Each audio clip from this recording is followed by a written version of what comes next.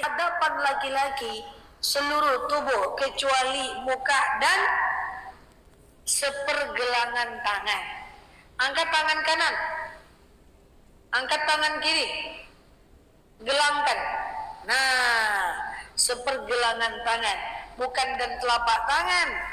Kalau dan telapak tangan berarti nampak nih berdosa dong. Iya dong. Kalau ibu bilang telapak tangan tuh, punggung tangan nampak semua, berdosa dong. Tapi enggak kayak gitu ya. Kecuali muka dan sepergelangan tangan. Oke? Itu aurat perempuan di hadapan laki-laki. Sekarang aurat laki-laki di hadapan perempuan. Ada laki-laki, ada perempuan. Aurat laki-laki di hadapan perempuan adalah dari pusat sampai lutut. Jadi kalau ibu punya anak, yang anak ibu itu suka main takraw, suka main bola voli, itu pakaikan Hawaii menutupi lutut. Kalau di atas lutut itu aurat dari laki-laki di mata seorang wanita. Oke? Yang ketiga, aurat wanita di hadapan wanita lain. Ibu wanita, saya wanita. Aurat kita apa? Dari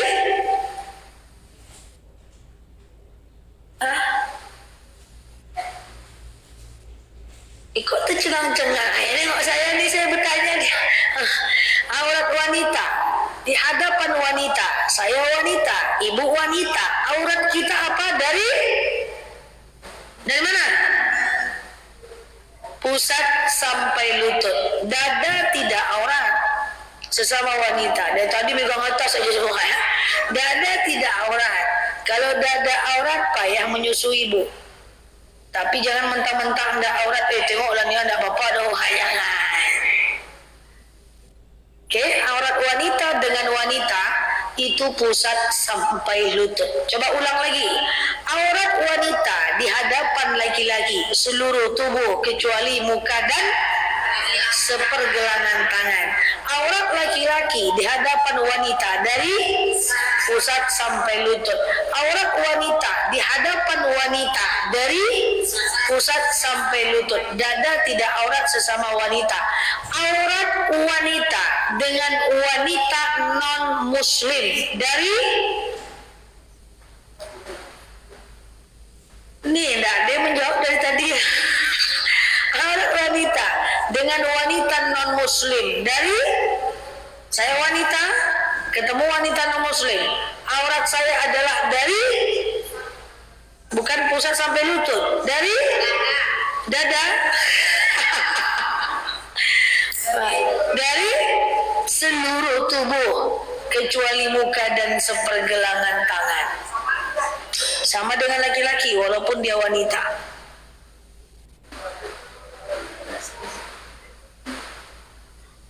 Sekarang aurat ibu di hadapan anak bujang. Aurat anak bujang di hadapan ibu. Aurat anak gadis di hadapan bapaknya. Aurat bapaknya di hadapan anak gadisnya. Aurat kakak di depan abangnya. Aurat abang di depan kakaknya. Itu satu keluarga. Auratnya adalah dari pusat sampai lutut. Jadi ibu punya anak lajang, aurat ibu di hadapan anak lajang ibu adalah dari pusat sampai lutut. Jadi kalau ibu habis mandi di kamar mandi, ibu mau pergi ke kamar, ada anak lajang ibu di ruang tamu, harus pakai handuk sampai lutut. Di atas lutut itu aurat, berdosa. Aurat istri di hadapan suami dari dada.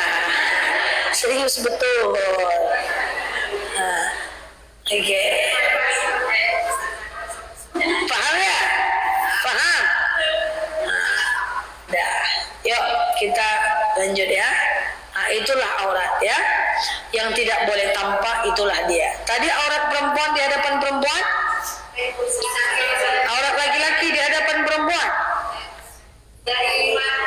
Aurat laki-laki di hadapan perempuan dari pusat sampai lutut. Aurat laki-laki laki-laki? Pusat sampai lutut. Aurat ibu di hadapan anak bujang. Aurat kakak di hadapan adiknya. Aurat sesama perempuan. Pusat sampai lutut. Dah, yuk kita bahas. Kita udah tahu itu aurat. Nah sekarang gimana cara menutup aurat yang benar? Dalam ayat Al-Quran ada 2 ayat yang berbeda. Berarti ada 2 dalil yang berbeda. Berarti ada 2 benda yang berbeda. Berarti ada 2 perintah yang berbeda tentang cara menutup aurat. Yang pertama, dalam Al-Quran dikatakan yudnina alaihinna min jalabibihinna. Hendaklah mereka menghamparkan jilbabnya ke seluruh tubuhnya. Jadi jilbab itu bukan ini ya. Jilbab itu adalah gamis yang ibu pakai yang terhampar ke seluruh tubuh. Itulah jilbab. Makanya anak pesantren kalau dia kehilangan gamisnya, dia bilang apa? Aina jilbabi, mana jilbabku.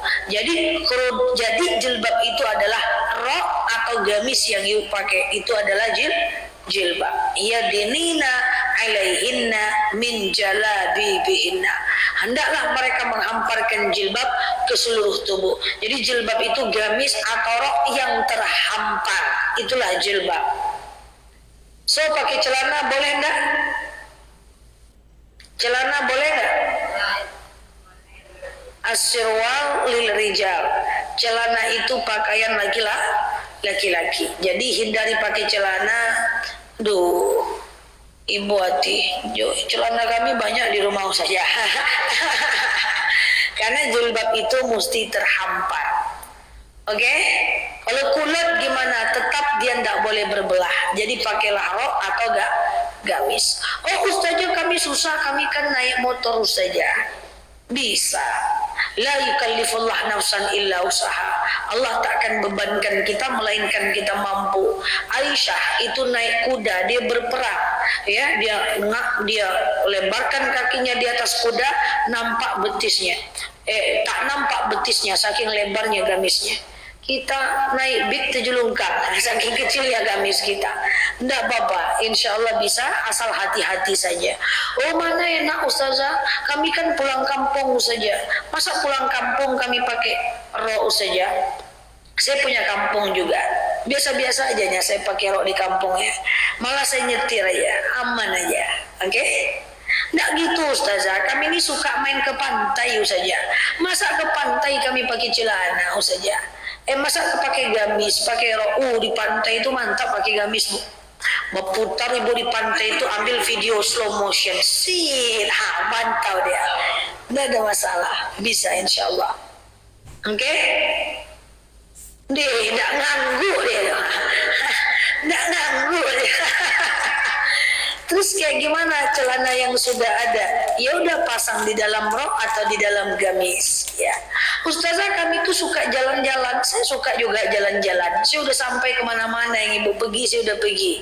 Pakai rok saya udah naik saya ke Gunung Alpen, benua Eropa. Pakai rok sampai ke puncak. Hidup aja kok sampai sekarang enggak apa-apa. Masa ibuku Lukaso aja minta, ustazah saya ditelepon sama jemaah, kami mau ke Ulukaso, terus Ulukaso 3 jam dari sini. Kenapa nelpon saya ke Ulukaso? Kami boleh pakai celana ustazah. Ulukaso, saya bilang saya udah sampai tuh ke Gunung Top Europe itu, pakai rok saya aman aja. Masa nggak ada dispensasi ustazah? Saya tanya dulu dengan malaikat ya. Saking galau dia ditelepon ke saya satu grup sebelum berangkat. Cuma kita naik Ulukaso. Ulukaso. Oke? Kok gitu nengok ya? Pulang saya nanti. Oke? Nah itu. Kulil haq walau kana murran. Saya harus katakan benar walaupun pahit ya. Jadi celana tuh simpanlah ya, atau jadikan kain lap. Loh, pakai di dalam rok, pakai dalam gamis. Ustazah ini gitu kali. Saya pun sebenarnya kalau ada yang lebih ringan saya ambil yang ringan. Tapi masalahnya itu pula syariat. Oke?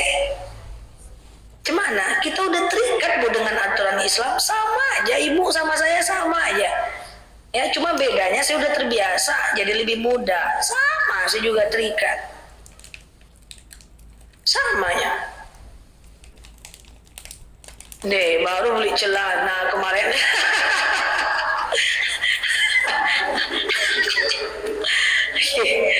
Nah, ya. Ya, tapi katanya mau bahas itu. Jantung tak siap. Oke. Yang kedua adalah dalam hadis, dalam dalil dikatakan bi khumurihinna ala juyubihinna. Hendaklah mereka menghamparkan khumur. Khumur itu khimar. Khimar. Apa nih namanya nih? Kerudung. Ala juyub, sampai ke dada. Jadi kerudung itu sampai dada cukup. Oh, saya mau panjang sampai mata kaki, silahkan. Tapi sampai dada cukup. Ustazah kok aneh-aneh jilbabnya, kerudungnya, kata jemaah. Dulu saya tuh suka pakai kerudung langsung ya. Ada yang tak belengan, ada yang lengan sebelahnya tak belengan, ada yang bolong, ada yang selempang. Itulah gaya anak muda. Cuma ada lagi. Yang penting penuhi syaratnya, tutup dada sampai dada cukup. Dua-duanya harus dipenuhi, Mak. Jilbab dan khimar, jilbab dan khimar. Masalahnya ada yang berjilbab, gamis besar, dibelinya di Bali, gambrong. Rupanya di atas cuma bersongkok ya. Tuh leher nampak, berarti berjilbab tidak berkhimar, nggak bisa. Ada yang khimarnya, kerudungnya sampai ke betis. Rupanya bawah sambung celana legging. Berarti berkhimar tak berjilbab. Dua-duanya penuhi ya. Ustazah gitu kali, kami kan Car Free Day hari Minggu saja. Car Free Day masa pakai gamis, masa pakai rok. Saya Car Free Day juga nyaman aja ya. Sering saya ketemu jemaah Car Free Day. Bedanya jemaah menyondok belakang tiang karena nengok saya. Saya Car Free Day juga, nggak ada masalah, aman aja. Nah, Pekanbaru nih udah enak kalau mau ikut aturan syariat tuh udah enak banget. Ustazah saya suka berenang. Ada berenang khusus wanita, banyak. Ada hari wanita. Saya mau nge-gym angkat beban Ustazah. Ada gym syar'i banyak di Sudirman, di Bukit Barisan banyak. Enggak gitu Ustazah, saya itu mau senam, banyak senam khusus khusus wanita banyak. Paham ya maksud saya? Nah itu, jadi ibu-ibu yang saya sayangi karena Allah bisa. Oh Ustazah tuh cuma bisa ngomong aja. Ustazah kami ini pakai motor. Iyalah Ustazah pakai mobil. Ya kan saya nggak dari lahir pakai motor. Langsung pakai mobil kan tidak. Saya dulu dakwah 5 tahun pakai motor, pakai gamis aman aja. 7 lungkang sekali kan biasa aja ya. Oke, tapi hati-hati itu karena belum terbiasa. Oke. Minimal rok lah. Deh, baru beli celana kemarin.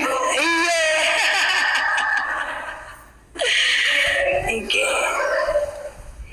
Oke ya. Iya. Susah ya.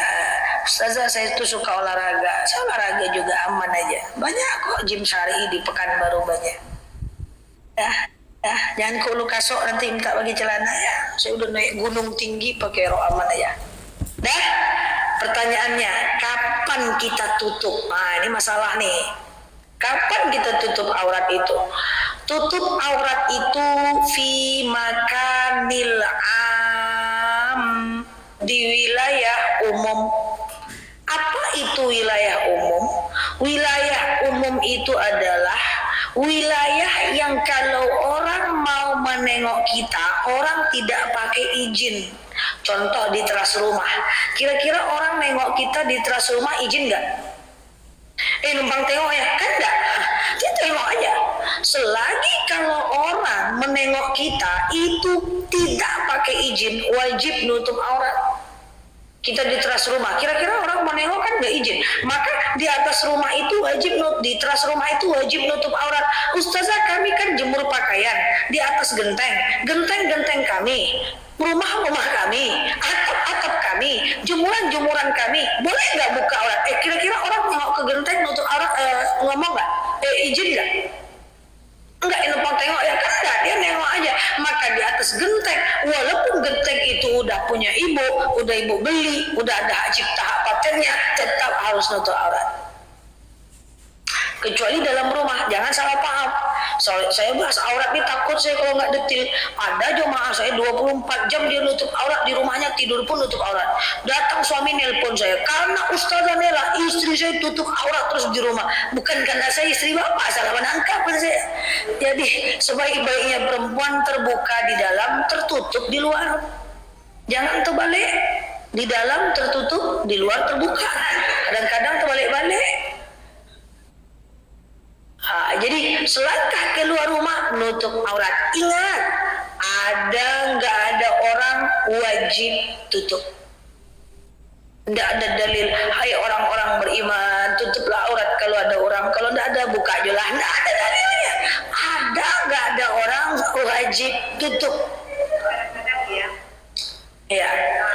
Masuk. Kemarin saya sering ditanya sama Ustazah kan dakwah tiap hari. Iya Ustaz, emang kenapa?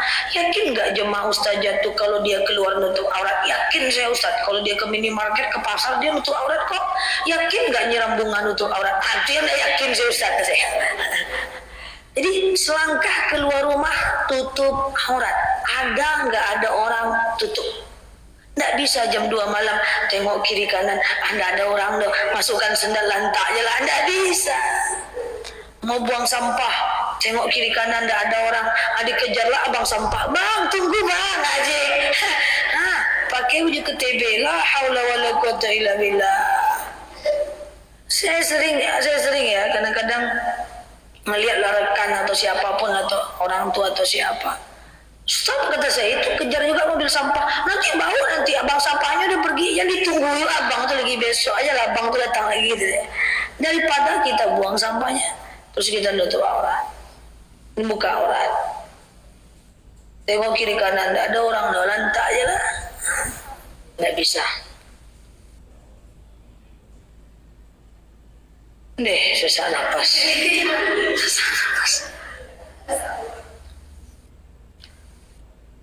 Makanya saya sering bilang sama ibu-ibu bahwa hati-hati dengan bunga-bunga di depan rumah.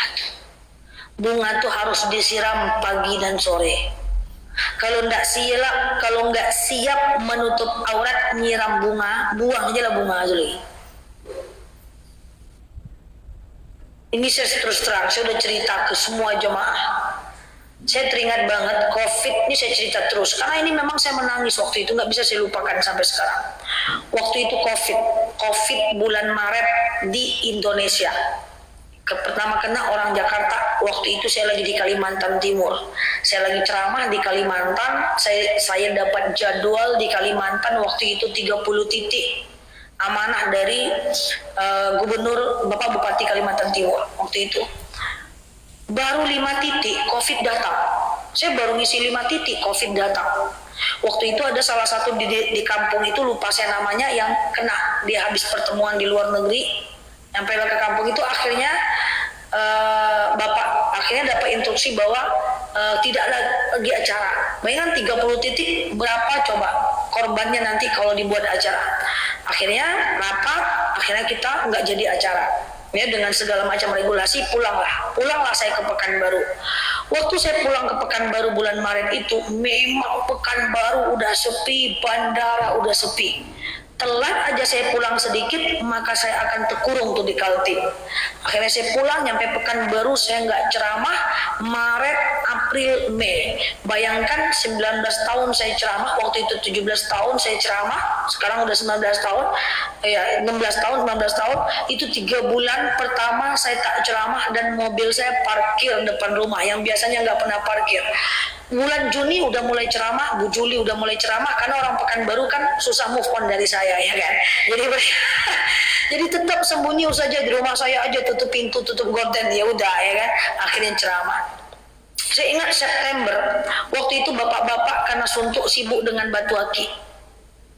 batu akik. Tidak lama bapak-bapak batu akik, datanglah ibu-ibu di bulan September dengan bunganya. Bunga aglonema, janda bolong, sundel bolong, bunga putri malu, salju, entah macam-macam. Jadi waktu September itu saya udah ceramah, kalau COVID masih parah. Tapi jujur waktu itu saya stres gitu. Sejak bunga-bunga itu aja saya stres. Memang saya kurang tidur 3 hari tuh mikirin masyarakat, mikirin ibu-ibu gitu ya. Nah waktu itu saya mikirin ibu-ibu, akhirnya apa yang terjadi? Mak saya tahu, kenapa kamu kok akhir-akhir ini pucat nak? Apa kata saya? Gini mak, saya tuh risau mak. Risau apa nak? Risau dengan bunga-bunga orang-orang nih mak. Setiap rumah ada sundel bolong, aglonema, janda bolong. Maksudnya apa nak? Terbayang saya mak, jamaah saya nyiram bunga itu pakai baju KTP gitu. Bayangkan nggak? Betul tuh saja, betul kan? Nyiram bunga, pakai baju KTP. Maka saya bilang, tutup aurat, tutuplah. Kalau nggak sanggup, buang sila bunga Sulaiman.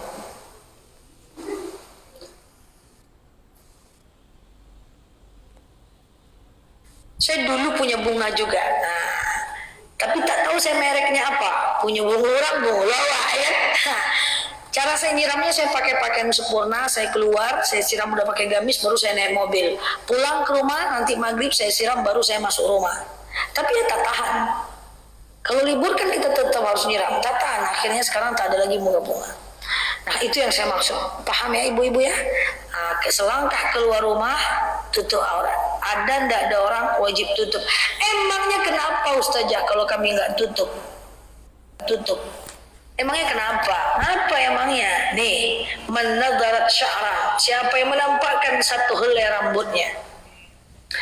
Nggak usah nampakkan ini ya leher, nggak usah betis, nggak usah. Siapa yang menampakkan satu helai saja rambutnya, maka doanya akan sulit diijabah oleh Allah Subhanahu wa taala. Wa man isti'malat istimraran bi ghairil mas'alah, dan siapa yang membuka auratnya santai bi ghairil mas'alah, dengan tidak merasa bersalah, santai dia buka auratnya tanpa merasa bersalah, falyatabawa, cari neraka mana yang mau dia masuk. Nauzubillah. Ingat, ibu enggak nutup aurat, yang jadi masalah bukan ibu. Suami yang mendiamkan istrinya buka aurat itu adalah dayus. Apa itu dayus? Dayus adalah seorang suami yang tak cemburu aurat istrinya ditengok oleh orang lain. Dayus pun masuk neraka. Termasuk ibu sebagai orang tua adalah dayus ketika anak perempuannya santai buka aurat, ibu tak gelisah, ibu tak melarang, ibu membiarkan. Itu adalah dayus. Dayus adalah seorang wali, bapak ataupun ibu, lebih parah bapak yang tak cemburu kalau aurat anak perempuannya ditengok oleh orang lain. Dayus tempatnya juga di neraka. Maka kalau sayang dengan suami, tutuplah aurat selangkah keluar rumah. Kalau di sini ada anak muda, sayang dengan bapaknya, tutuplah aurat selangkah keluar rumah. Harusnya itu suami cemburu, harusnya itu bapak cemburu ketika aurat anaknya ditengok oleh orang yang tidak berhak menengoknya. Termasuk ibu-ibu yang senang kalau anaknya pacaran, itu dayus. Saya pernah dapat curhat, Ustazah, iya, apa? Anakku ndak pacaran loh Ustazah, stres aku. Wih, kok nggak pacaran stres, gimana tuh maksudnya? Iya, ndak mau dia bergaul. Loh kok kayak gitu? Bayangkan, anaknya tidak mau bergaul, dia stres. Apalagi kalau ada orang tua yang kemudian datang saudaranya, datang cowok laki-laki yang PDKT dengan anaknya, silakan duduk nak, mak ke belakang dulu, katanya. Mak buat teh, datang dia lagi dong. Itu adalah dayus. Na'udzubillah min dzalik. Ustazah, saya sudah ingatkan anak kandung saya, tapi dia tidak mau. Aman, yang penting mengingatkan. Oke? Horor kali pengajiannya ya. Tapi minta itu tadi, sekarang wajahnya udah tidak jadi pulang lagi. Gitu. Oke? Jadi nanti bilang sama suami ya, Bang, ada apa? Ambilkan bang, ambil paku, cucukkan di atas dinding tuh bang. toko paku. Untuk apa dek? Saya mau tutup aurat bang kalau keluar rumah. Dah, ambil paku letakkan di belakang pintu. Taruh gamis paling yang lebar biar bisa disambung dengan ditutup pakai daster. Ambil juga kerudung yang besar supaya bisa tinggal sorong aja. Keluar rumah nyapu rumah pakai itu. Nggak pakai itu, pakai kain sarung aja lah atau pakai mukena. Nggak juga bisa kain kapan gila. Nggak apa-apa, yang penting tutup aja. Saya lebih senang pakai mukena dan kain sarung, soalnya tinggal sarungkan aja. Setiap tetangga datang saya pakai mukena. Apa kata tetangga? Sholat tarawih saja. Padahal karena lebih senang kayak gitu. Paham ya? Paham ya ibu-ibu ya? Nah ibu-ibu yang saya sayangi karena Allah, ustazah enggak gitu konsepnya ustazah. Yang ditutup itu adalah aurat, yang penting adalah hati, bukan apa yang tampak. Ngapain nutup aurat tapi hati tak baik? Bagus lagi buka aurat hati baik. Sebenarnya yang harus dijilbab tuh hati, bukan apa yang tampak. Enggak gitu juga konsepnya. Bahwa berkerudung adalah wajib hukumnya untuk semua wanita, mau beriman ataupun tidak wajib. Wanita tak sholat wajib nutup aurat, wanita pezina wajib nutup aurat, karena nutup aurat wajib untuk semua orang dan tidak ada hubungan antara aurat dan perbuatan. Jadi jangan kita hubung-hubungkan. Ada teman kita pakai kerudung panjang terus suka gosip. Kita ngomong, ustazah bagus lagi teman saya itu ustazah. Bagus saya daripada teman saya itu ustazah jilbab panjang tapi bergosip, bagus aku lagi ustazah. Nggak ada berjilbab aku doh, tak gosip aku doh. Jadi saya bilang tuh, ibu barusan gosipin siapa? Oh iya juga ya ustazah. Jadi nggak ada hubungannya ibu-ibu. Ya, tinggal nanti ada yaumul hisab. Dia bergosip berdosa, nutup aurat berpahala. Gosip dosa, nutup aurat berpahala. Jadi jangan kayak gitu kita. Itu tuh rajin ke masjid, rajin dia ke masjid, tapi suka ngomongin orang. Bagus aku lagi, nggak sholat aku doh. Nggak ada ngomongin orang, nggak gitu konsepnya. Dia ke masjid dapat pahala, dia nutup aurat dapat pahala, dia sholat dapat pahala, dia gosip berdosa. Itu kan nanti ada yaumul hisab, dihitung dosa dan pahalanya. Nggak bisa ngeblunder dicampur-campur. Ya, aku lebih baik lagi jadi orang biasa daripada Pak Ustadz tapi bergosip. Ustadz itu ceramah dia dapat pahala, gosip dia tetap berdosa. Yang kita orang biasa yang nggak dakwah nggak dapat pahala, gosip dosa. Jadi tidak boleh menilai orang itu satu untuk generalis. Kan nggak ada manusia yang sempurna, betul ya? Nah, jadi nggak bisa. Wih rajin ke masjid, tapi pembohong. Bagus lagi aku. Nggak pernah aku ke masjid, jujur aku. Nggak mau kayak gitu, nggak bisa. Itu logika-logika yang akan menghancurkan realitas agama Islam. Nggak kayak gitu ya. Tetap ada yaumul hisab. Nah, ibu-ibu yang saya sayangi karena Allah, nanti ustazah, nanti saya tutup aurat. Tenang aja lah, nanti saya tutup aurat. Tunggu dapat hidayah dulu. Salah, tutup aurat dulu. Semoga dengan tutup aurat dapat hidayah.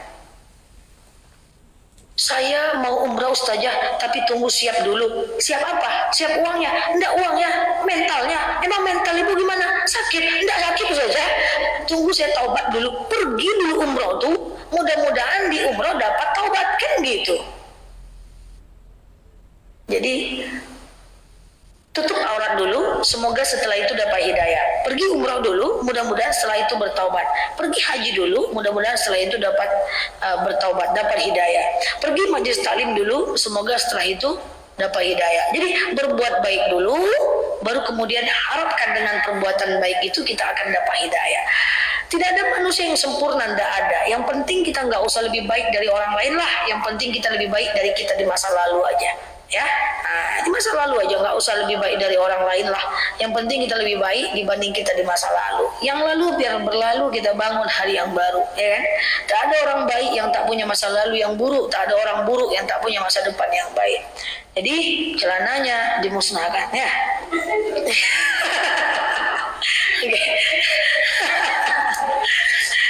Oke. Demikian dari saya. Kita mau azan. endingnya pedih. Demikian wallahu a'lam bishawab. Assalamualaikum warahmatullahi wabarakatuh. Udah muazan.